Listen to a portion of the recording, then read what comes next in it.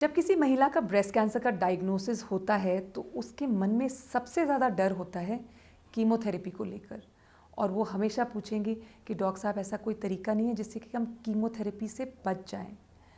तो वो महिलाएं जिनका कि ब्रेस्ट कैंसर हार्मोन सेंसिटिव है, जो कि हम टेस्ट करके पता लगा सकते हैं, तो उनमें ऐसा एक टेस्ट है जिससे कि हम ये बता सकते हैं कि उनको कीमोथेरेपी की ज़रूरत है या नहीं।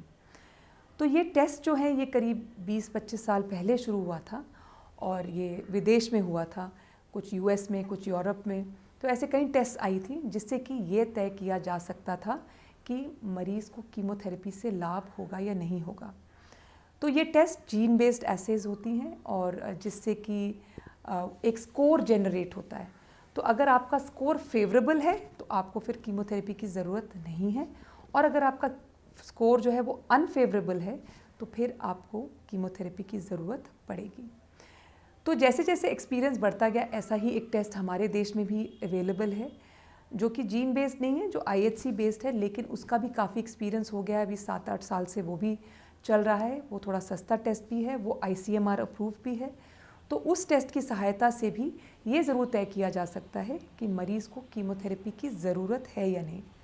लेकिन इन सब टेस्ट में सिर्फ एक ही टेस्ट है जो ये बता सकता है कि आगे चल के आपका कैसा रिस्पॉन्स रहेगा। अगर आप कीमोथेरेपी नहीं भी कराते हैं तो आपका जो है रिकरेंस का क्या रिस्क रहेगा आगे चलकर, ये भी बता सकता है।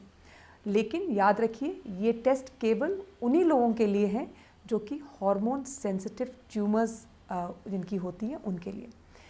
तो पहले तो हम ये टेस्ट उन्हीं महिलाओं में करते थे जिनका कि नोड नेगेटिव होता था, मतलब कि बीमारी लिम्फ नोड, यानी कि आपके कर्श में जो नोड होती है या जो गिल्टी होती है वहाँ तक बीमारी नहीं पहुँची होती। लेकिन अब क्या है कि ये जो टेस्ट मैंने बताया जो विदेश में होता है, वो टेस्ट उन महिलाओं के लिए जिनको कि मेनोपॉज हो चुका होता है या जिनके पीरियड्स बंद हो चुकी हैं और जिनके 1 से लेकर 3 नोड तक भी अगर वो बीमारी से इन्वॉल्व्ड हैं तो उनमें भी ये टेस्ट हो सकता है। और उनमें अगर फेवरेबल स्कोर आ जाए तो नोड पॉजिटिव होने के बावजूद भी आप कीमोथेरेपी से बच सकते हैं। ये चीज़ पहले नहीं होता था। पहले तो ये बड़ा क्लियर था कि अगर आपके बगल की गिल्टी तक बीमारी पहुंच गई है तो आपको तो कीमोथेरेपी कराना ही कराना है, चाहे आपकी उम्र कुछ भी हो। तो ये जो पॉसिबिलिटी है ये उन महिलाओं में है जिनकी पीरियड्स बंद हो चुकी हैं और जो थोड़े से उम्र में ज़्यादा हैं। तो ये सब उपलब्धियां हैं।